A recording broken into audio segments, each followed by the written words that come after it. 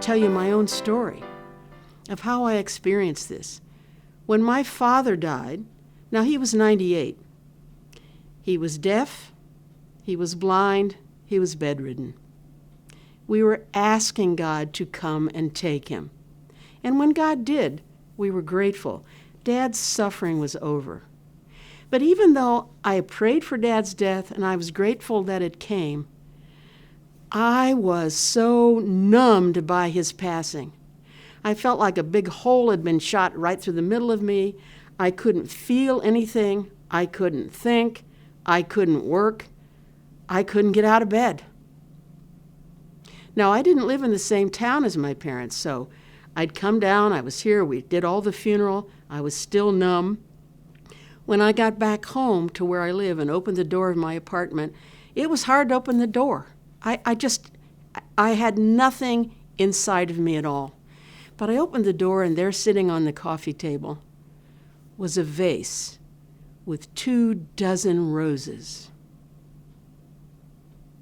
I knew that my very close friend who lived half a block down in another apartment had put those there.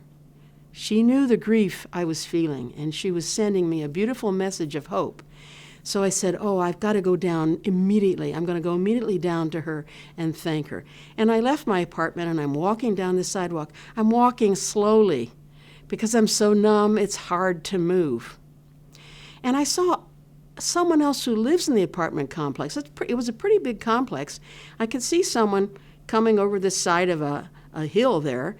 I knew she lived in the complex, but I didn't know who she was. She was a stranger. And as I walked further, this woman all of a sudden crossed the road and came straight up to me, this stranger. And she said, "I have been praying for you every day. Your father just passed." "How did you know my father passed?" "Oh, I saw your friend. I saw her coming down the sidewalk with those roses." And I said, "Tell me what these are for." And she said they were for you because your father had died. So I have remembered you every day, and I have prayed. And she put her arms around me. This was a total stranger. But as she put her arms around me and said she'd been praying for me, my cocoon cracked open.